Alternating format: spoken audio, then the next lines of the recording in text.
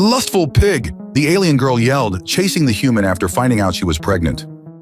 The humid air of the alien jungle clung to Patrick West's bare chest as he sprinted through the dense undergrowth, his muscular frame glistening with sweat.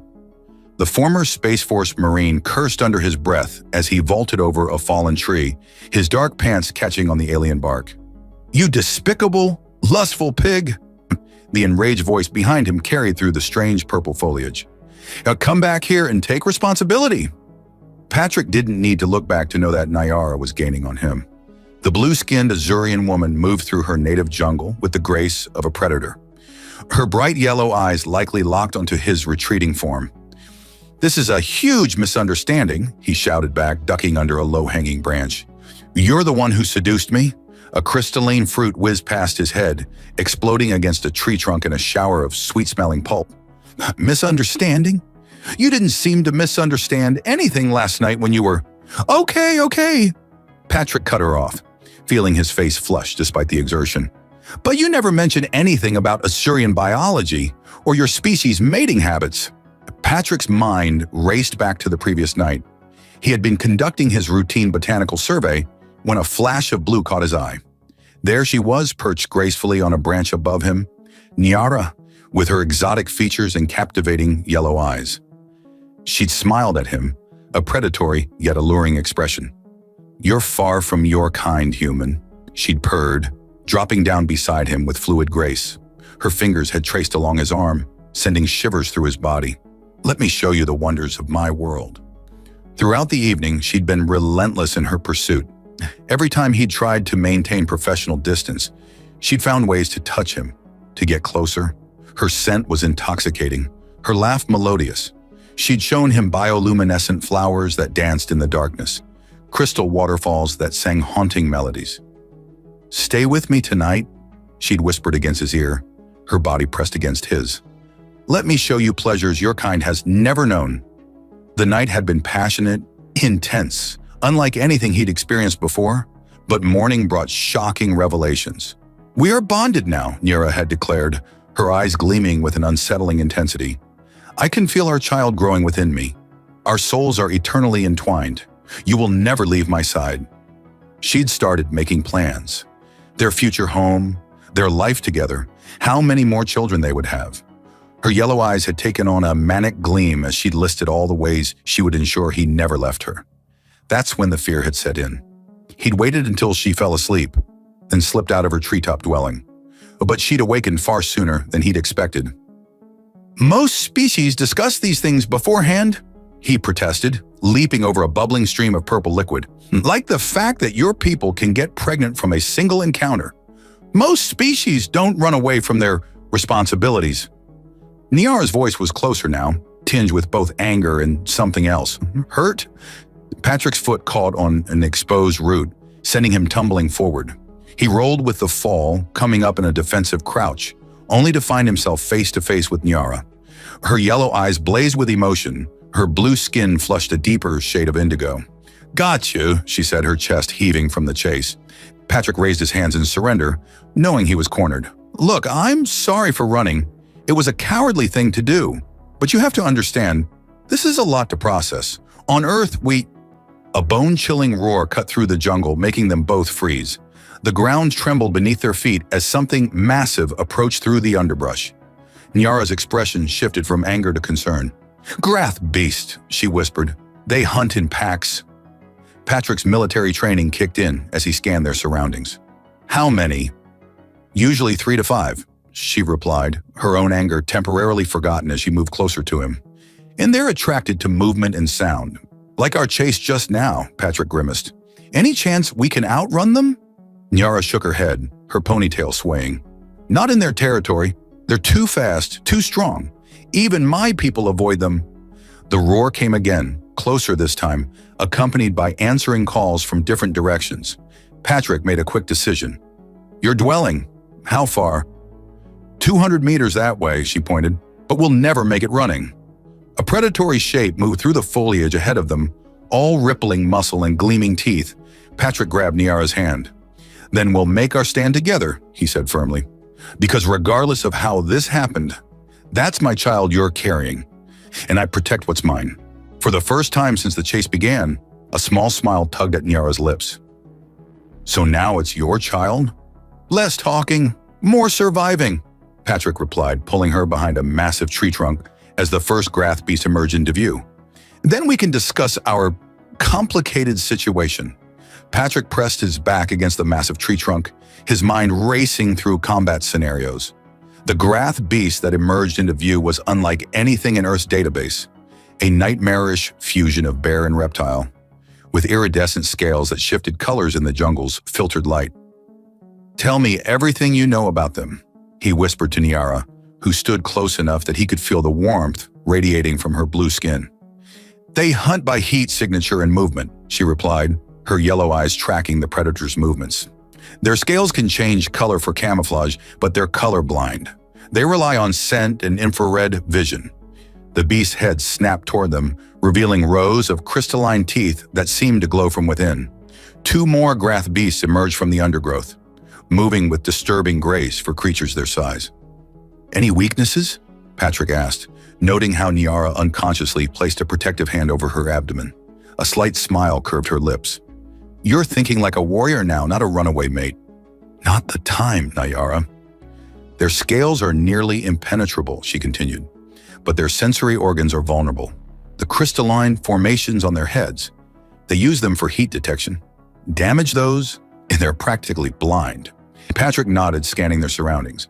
The jungle floor was littered with the same crystalline fruits Nyara had thrown at him earlier. Those fruits that exploded. What's in them? Concentrated phosphoric compounds. They're how my people mark territory.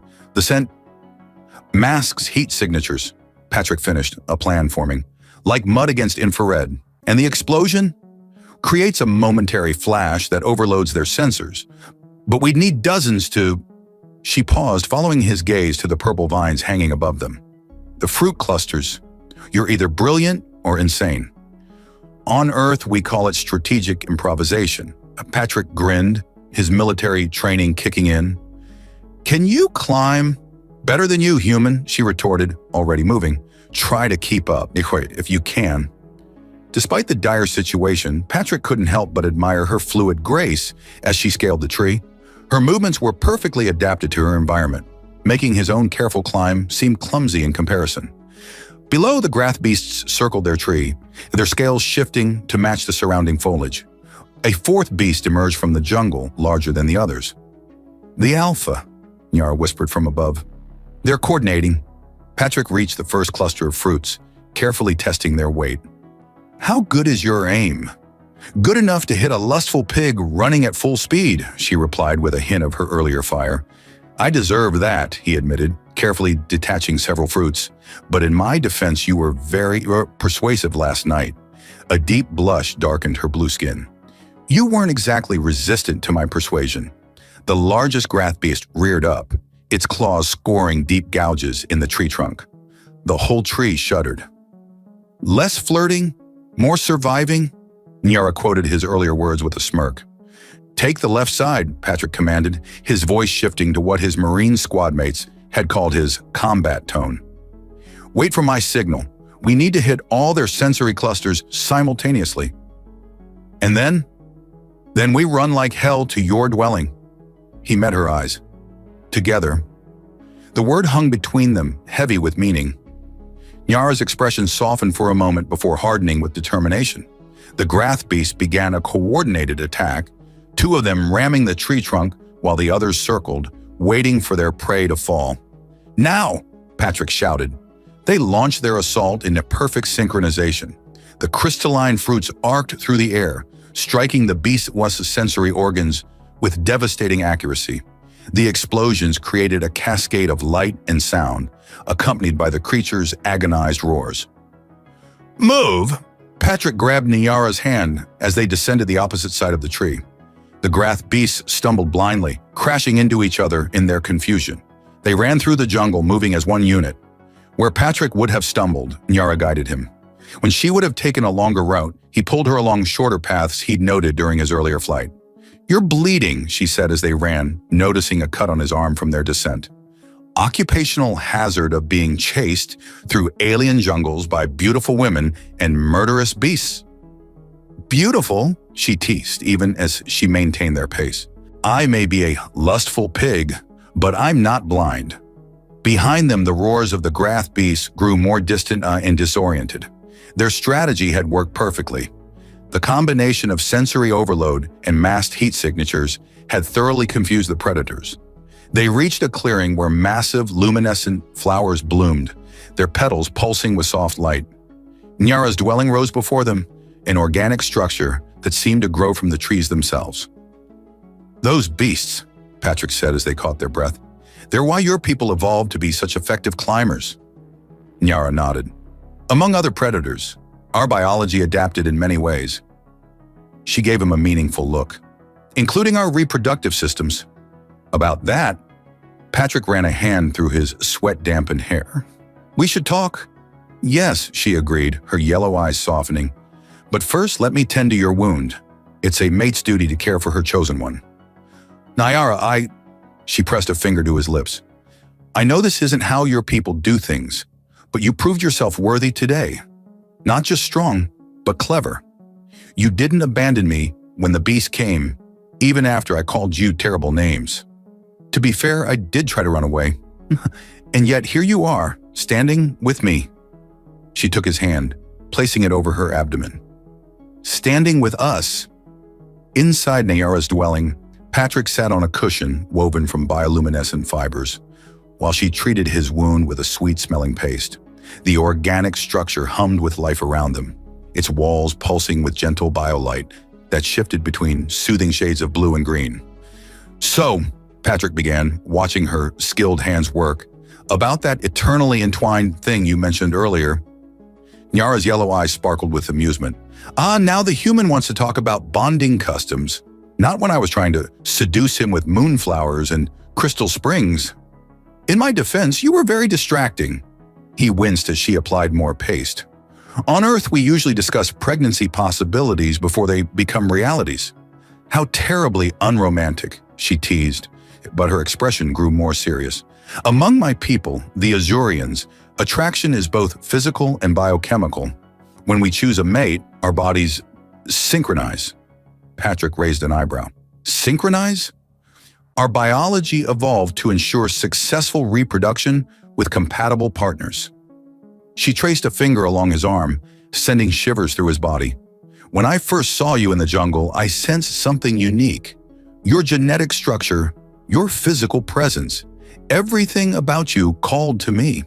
That explains the instant attraction, Patrick mused, remembering how drawn he'd felt to her from the first moment. But where I come from, instant attraction doesn't usually lead to instant pregnancy. Nyara tied off the healing wrap around his arm. Human males are so adorably naive about their own potential. Your species' genetic adaptability is remarkable. It's one of the reasons you're considered highly desirable mates among spacefaring races. Wait, what? Patrick straightened. We're considered what now? Oh yes, she grinned, moving to prepare some kind of herbal drink. Humans are famous throughout the galaxy for their genetic flexibility, and she gave him an appreciative glance. Stamina? Patrick felt his face flush. So last night, when you were being so persistent, I was following both my instincts and a well-documented interspecies attraction. She handed him a cup filled with shimmering liquid. Drink. It will help with the cellular bonding process. He eyed the drink suspiciously. The what now? Relax, my skittish mate. It's just a traditional bonding beverage. It helps align our biochemistries and strengthens the parental bond. Her expression softened. I know I should have explained more last night, but I feared you might overthink things. You mean you worried I might not have stayed if I knew one night would bind us forever? Would you have? Patrick considered the events of the past day. The chase, the fight with the Grath beasts, the way they'd worked together so naturally. Honestly, I don't know, but I'm here now. Yes, she smiled, settling beside him. You are, despite your rather amusing attempt to flee. About that, he took a cautious sip of the drink, finding it surprisingly pleasant. I'm sorry for running. Where I come from, waking up to find you're suddenly in a lifelong commitment is jarring. And in my culture, running from such a commitment is deeply offensive. She traced the patterns on his cup. Though I admit, I may have been a bit intense in my reaction. A bit? You threw explosive fruit at my head. You deserve worse, you lustful pig, she retorted, but her tone was playful now. Running from a pregnant mate, what would your human mother say? Patrick choked on his drink. Let's not bring my mother into this just yet. He set down the cup. How does this usually work among your people? The whole mating process? Nyara's eyes lit up. Traditionally, when an Azurian chooses a mate, they first demonstrate their worthiness through displays of skill and cunning. The pursuit is part of the courtship. So when you were chasing me through the jungle, I was participating in a time-honored tradition, she finished proudly. Though usually, the male is aware they're participating in a courtship chase. And the explosive fruit? A common courtship gift. The more accurately you can throw them, the more desirable you are as a mate. She smirked. I hit you twice. You missed twice, he corrected. I meant to miss. If I'd wanted to hit you. She left the threat hanging playfully. Patrick laughed, feeling the tension of the day finally beginning to ease. So what happens next in your traditions? Well, she moved closer, her scent enveloping him. Normally, there would be a formal presentation to the community elders, followed by a bonding ceremony that lasts 7 days. 7 days? She hummed, tracing patterns on his chest. But since we've already completed the physical bonding, her touch sent waves of warmth through his body. We might be able to skip a few steps. Nyara, he caught her hand, trying to maintain focus. We need to talk about practical things. My research mission, Earth protocols, cultural differences. Always so serious, she teased, but withdrew slightly. Very well. What do you want to know? For the next hour, they exchanged information about their respective cultures' views on relationships, family, and child rearing. Patrick learned that Azurian pregnancies lasted only 4 months, that their children were born with fully developed cognitive abilities, and that both parents shared a deep psychic bond with their offspring. It's why the father's presence is so crucial during the early stages, Nyara explained. The child's mental patterns form based on both parents' neural signatures. And if the father isn't present, the child develops normally but without the full range of potential abilities. She placed his hand over her abdomen again. Our little one already recognizes your energy pattern. Patrick felt a strange tingling sensation where their skin touched. That's incredible. You're taking this all remarkably well now, she observed, for someone who was running in terror this morning. Let's call it a rapid adaptation to changing circumstances. He smiled. Besides, how many human men can say they're going to father a telepathic blue baby? 2 weeks after their dramatic chase through the jungle, Patrick found himself adapting to a life he never could have imagined. The dwelling, which he'd initially thought of as just Nyara's home, had begun responding to his presence, its bioluminescent walls brightening whenever he entered a room. The house recognizes you as family now, Nyara explained one morning as she wove together strange fibrous materials. It's preparing for the little one. Patrick watched in fascination as the walls sprouted new organic chambers, forming what he realized was a nursery. I still can't believe how fast everything's progressing. On Earth, this would take 9 months.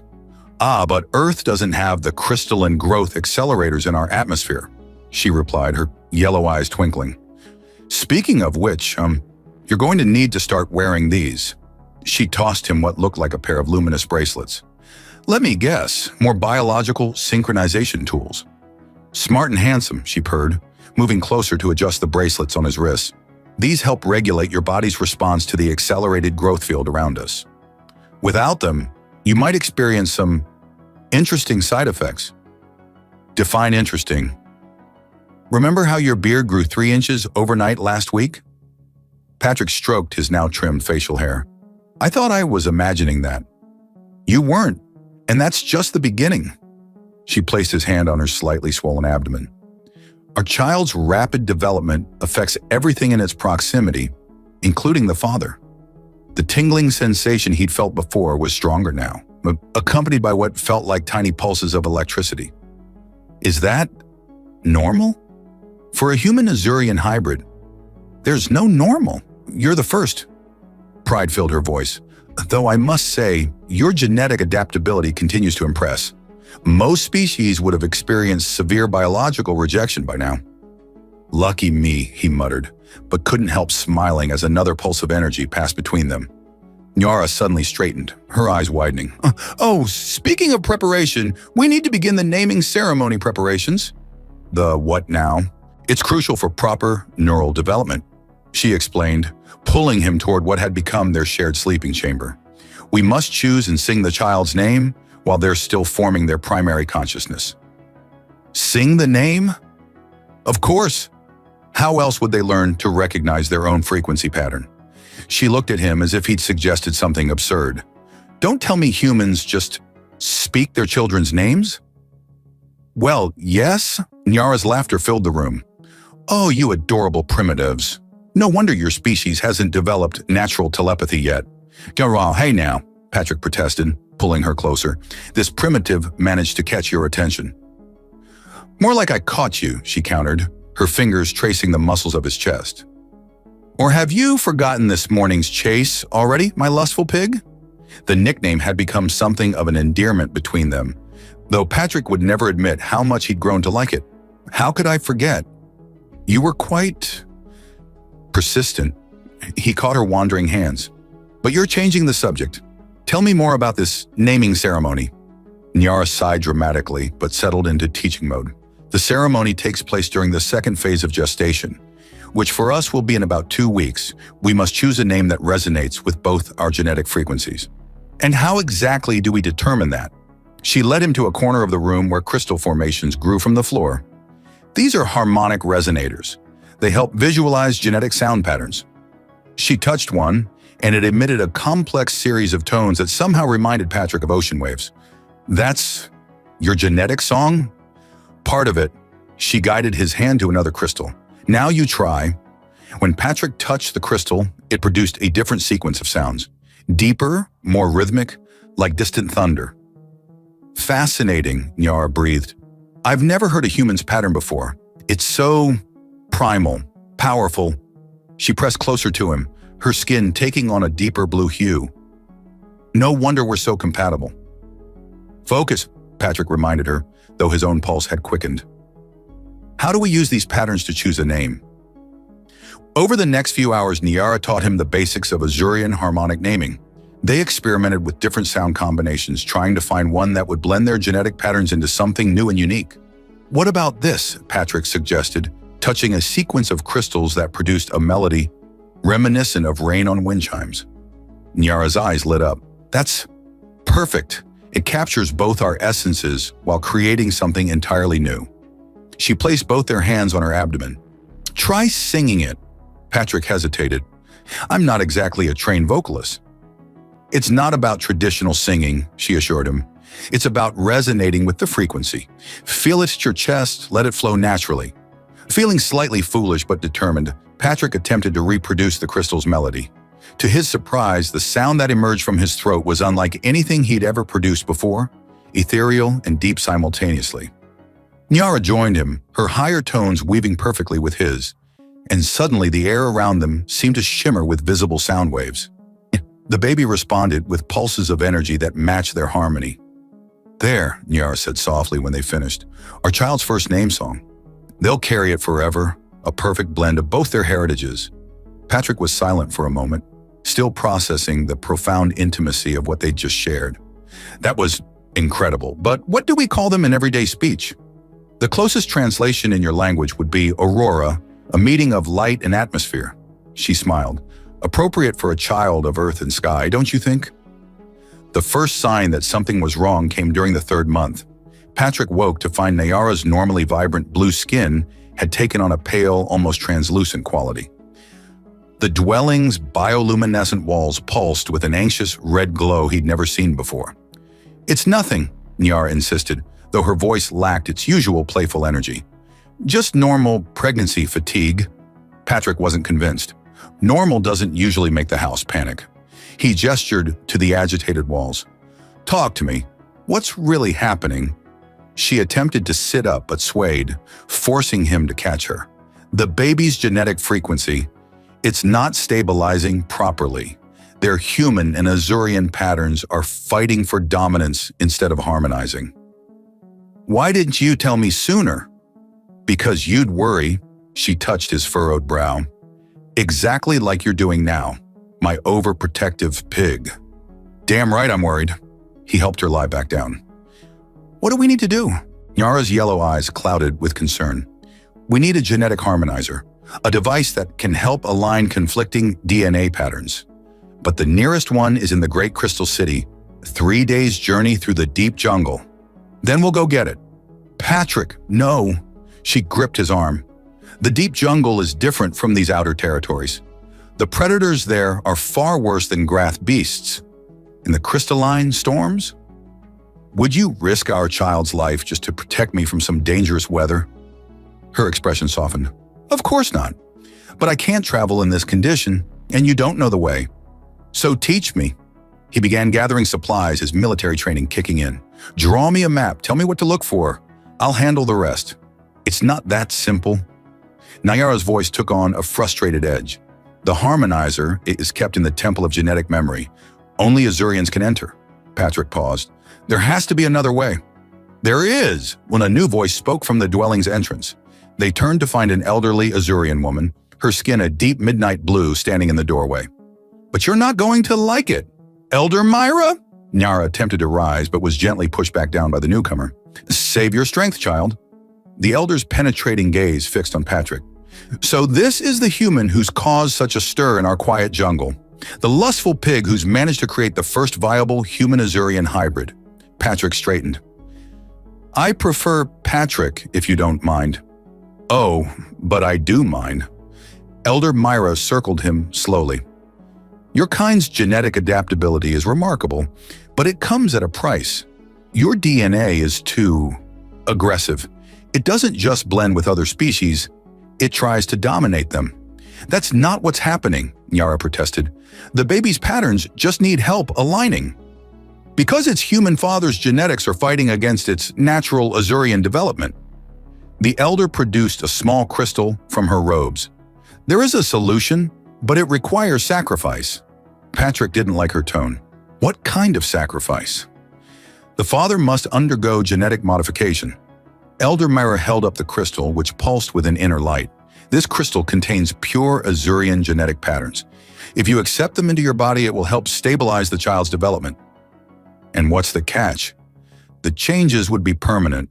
Parts of your human DNA would be overwritten with Azurian sequences. She smiled, but it wasn't entirely kind. You'd become a hybrid yourself. No, Nyara struggled to sit up. It's too dangerous. The process could kill him. The process will probably kill him, Elder Myra corrected. Most species can't handle even minimal genetic modification. Humans have never attempted it. Patrick looked at Nyara, saw the fear in her eyes, then at her swollen abdomen, where their child struggled to reconcile its dual nature. What are my chances? Patrick, don't you dare. 1 in 10, perhaps, the elder answered, though humans have surprised us before. Your kind's survival instinct is impressive. Those odds aren't great, he admitted, better than your child's odds without intervention. Elder Myra's expression softened slightly. I'll give you time to discuss it, but not too much time. The genetic instability will only worsen. After she left, Nyara grabbed Patrick's hand. You can't do this. It's too risky. Says the woman who seduced me without mentioning the instant pregnancy possibility. He teased, trying to lighten the mood. That was different. I knew we were compatible. Her eyes filled with tears. This could tear you apart at the cellular level. Patrick sat beside her, pulling her close. Remember when you called me a lustful pig and chased me through the jungle? How could I forget? It was the most terrifying and exciting day of my life. You knew then that we belonged together. You were willing to risk everything on that belief. He wiped away her tears. Now it's my turn to take a risk for our family. But no buts. He pressed his forehead to hers. I ran from responsibility once. I won't do it again. She was quiet for a moment, then laughed softly. You've come a long way from the man who fled my bed in terror. Well, you're very persuasive when you want to be, he smiled, Besides, being part Azurian might be interesting. Will I turn blue? This isn't funny, but she was smiling too, even as fresh tears fell. You impossible, reckless, wonderful human. Soon to be not entirely human, he reminded her. Assuming I survive. You'll survive, her voice turned fierce. You have to, because if you die, I'll chase you into the afterlife and call you much worse things than lustful pig. As Patrick prepared himself for the genetic modification procedure, an unexpected visitor arrived at their dwelling. Unlike Elder Myra's commanding presence, this Azurian practically bounced through the entrance, a young male with electric blue skin and wild silver-streaked hair. By the crystal moons, it's true! The newcomer circled Patrick with unbridled enthusiasm. A human Azurian coupling and a successful conception. This is unprecedented. Rin? Nyara's weak voice carried from the bedroom. Is that really you? Who else would dare defy the council's quarantine order? He rushed to her side, pulling out various crystalline instruments from his satchel. When I heard rumors about my favorite research partner creating the first viable human hybrid, I had to come see for myself. Patrick stepped between them. And you are? Oh, apologies. How rude of me. The Azurian executed an elaborate bow. Rin, lead geneticist of the Crystal City's research division, at your service. And you must be the infamous lustful pig I've heard so much about. News travels fast, Patrick muttered.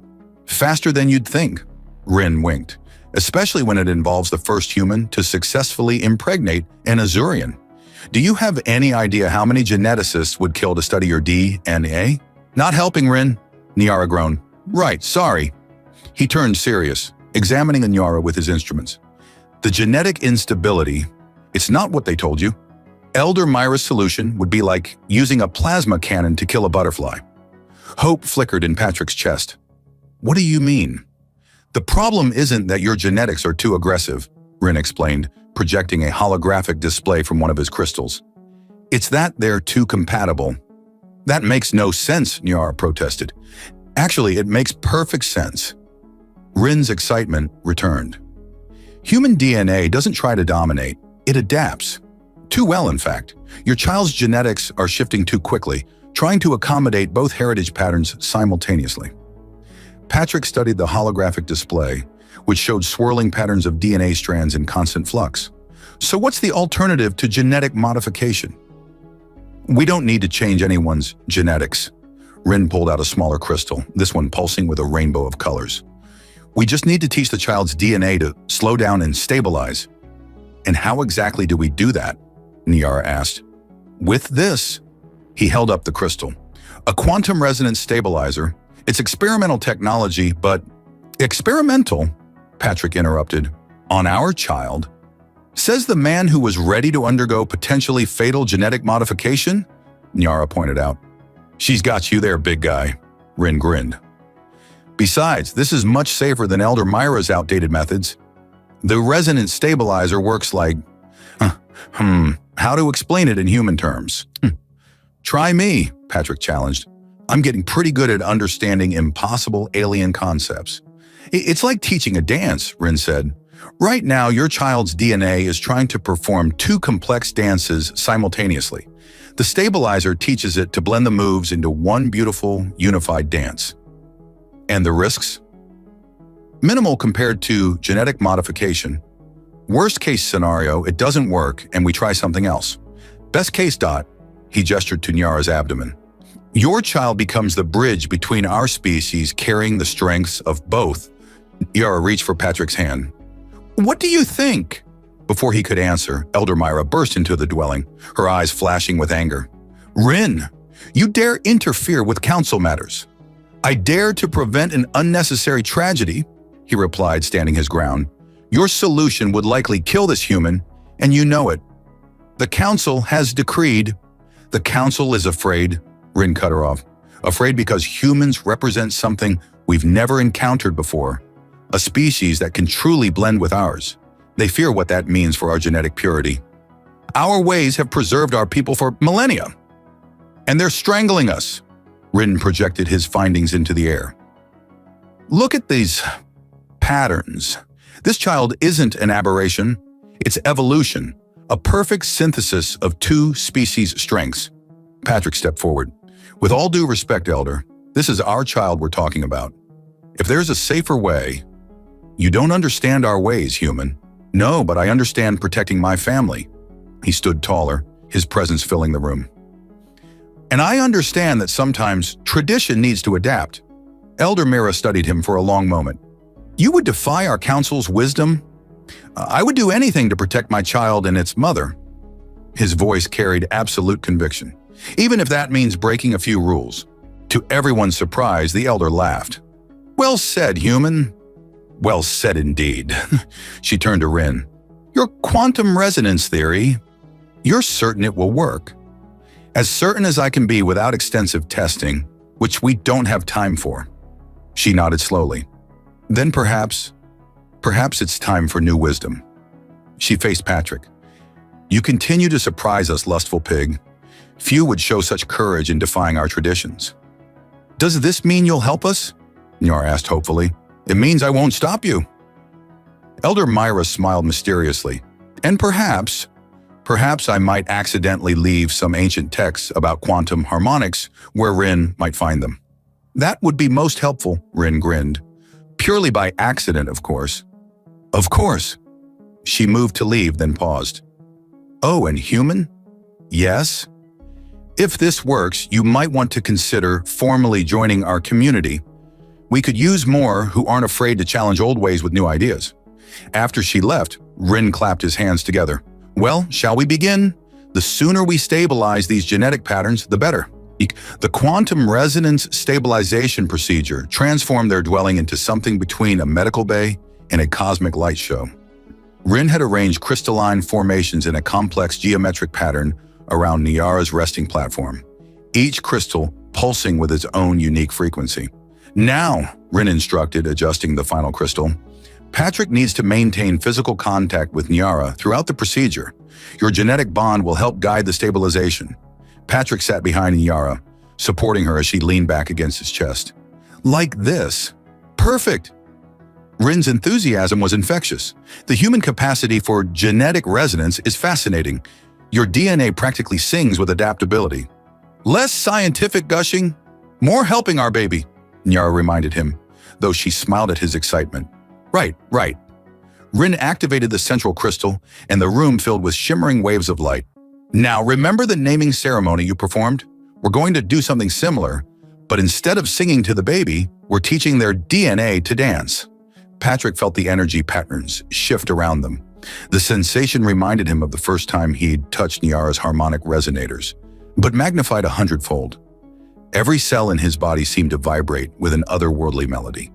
I feel strange, Nyara whispered, her skin beginning to glow with a soft phosphorescence. That's normal, Rin assured them, monitoring the energy patterns. The quantum field is aligning your genetic frequencies. Patrick, you should start feeling it too. He did. It began as a tingling in his fingertips where they touched Nyara's skin, then spread through his entire body. The sensation wasn't uncomfortable, but it was intensely intimate, as if every molecule of his being was reaching out to connect with hers. Your genetic patterns are beautiful together, Rin observed, watching the holographic display. Look how they weave and blend. It's like watching stars dance. Through the haze of sensation, Patrick could see what he meant. The swirling patterns of their combined DNA created mesmerizing configurations, like constellations coming to life. The baby's patterns are stabilizing, Rin announced excitedly. They're learning the dance. This is incredible. I've never seen genetic integration happen so quickly. Nyara gasped suddenly, her hand flying to her abdomen. Something's happening. Patrick felt it too. A powerful surge of energy pulsing through their connected bodies. The baby's consciousness, previously a faint whisper in their minds, suddenly bloomed into a clear, strong presence. Aurora, Nyara breathed, using their chosen name. She's singing to us. The child's genetic song filled their minds, a perfect harmony of human strength and Azurian grace. Where before there had been discord between the two genetic patterns, now there was symphony. Remarkable! Rin was practically bouncing with excitement. The child isn't just stabilizing, she's creating an entirely new genetic frequency, a perfect bridge between human and Azurian DNA. The procedure continued for several hours, the energy patterns gradually shifting from chaotic swirls to steady, harmonious flows. As the final resonance peaked, the crystals released a burst of rainbow light that filled the entire dwelling. Then suddenly everything was still. "Did it work?" Patrick asked, still holding Niara close. Rin checked his instruments, his grin growing wider by the second. "Better than we could have hoped. The genetic patterns have completely stabilized. And look." He projected a new hologram showing their child's DNA structure. "She's perfect." The display showed a unique double helix structure, where human and Azurian genetic markers were perfectly interwoven. But more than that, there were entirely new patterns that belonged to neither species. "She's evolved beyond both our species," Niara realized, her voice filled with wonder. "The next step in both our evolutionary paths," Rin agreed, "a true hybrid carrying the best of both worlds." Patrick felt overwhelming pride and love wash over him. "How are you feeling?" he asked Niara, kissing her temple. "Stronger," she replied, her skin regaining its vibrant blue hue. "And I can feel Aurora so clearly now. She's happy." The baby's consciousness brushed against their minds, radiating contentment and love. Her genetic song had become a constant, gentle presence in their thoughts, binding them together in ways Patrick had never imagined possible. "You know," Rin said thoughtfully, "this changes everything. The success of this procedure, the creation of a viable hybrid, it proves that humans and Azurians are more compatible than anyone thought possible." "The Council won't like that," Niara pointed out. "The Council will have to adapt," Rin replied confidently, "just like Aurora has. Speaking of which," he performed one final scan. "Based on these readings, I'd say you have about 2 weeks until delivery." 2 weeks? Patrick's eyes widened. "That's so soon." "Azurian pregnancies are already shorter than human ones," Niara reminded him, "and Aurora seems to have inherited your species' accelerated development patterns." "Better start baby-proofing the dwelling," Rin suggested with a grin. "Hybrid children are notoriously precocious.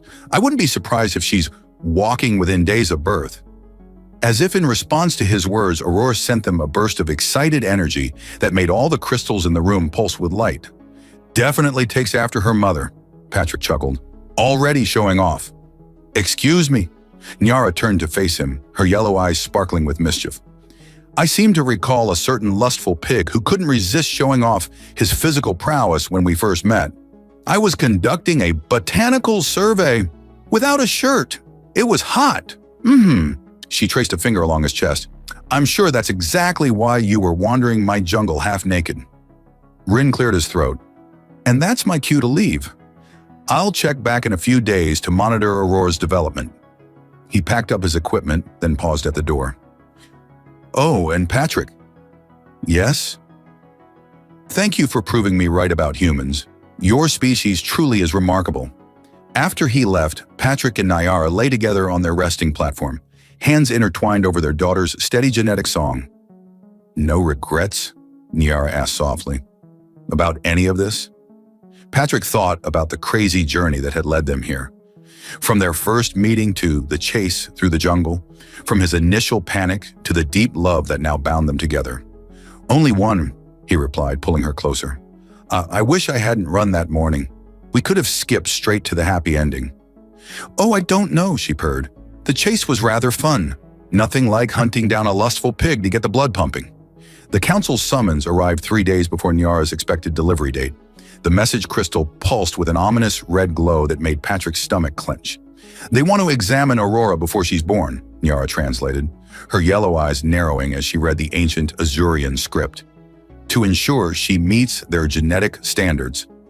"Like hell they will," Patrick growled, his protective instincts flaring. "We already know she's perfect."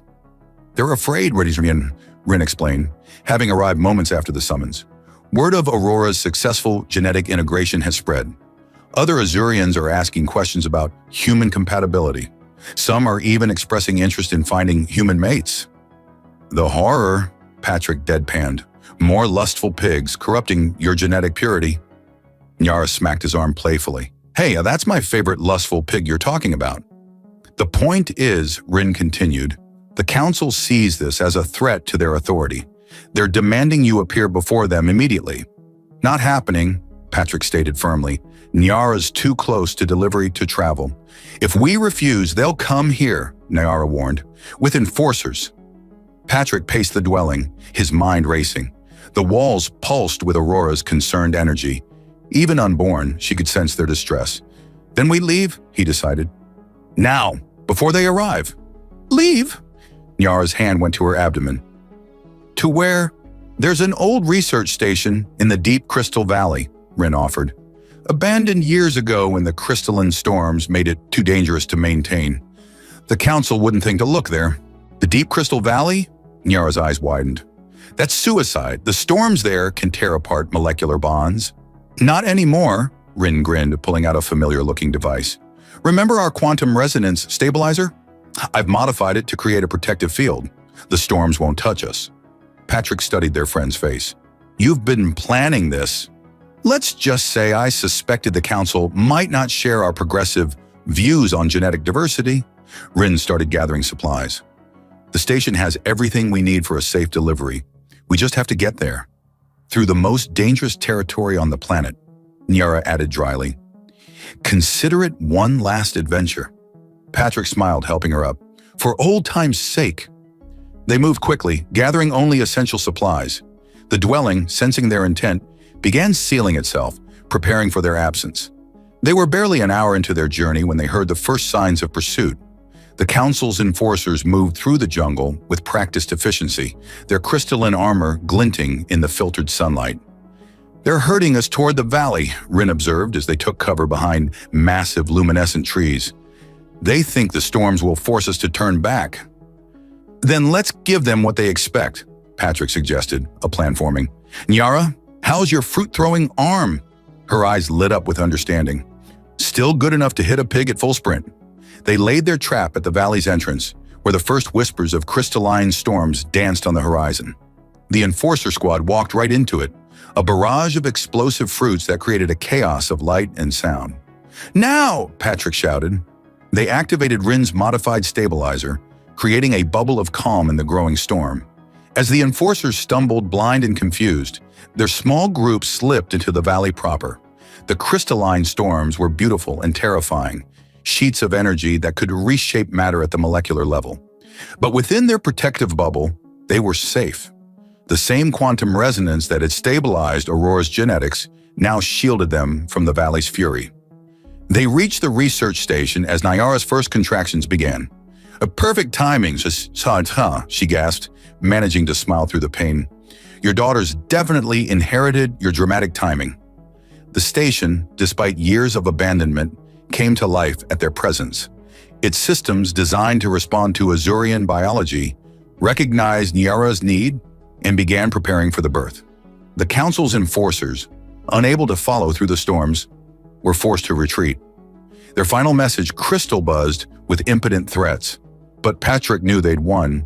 No one would risk the valley storms to reach them.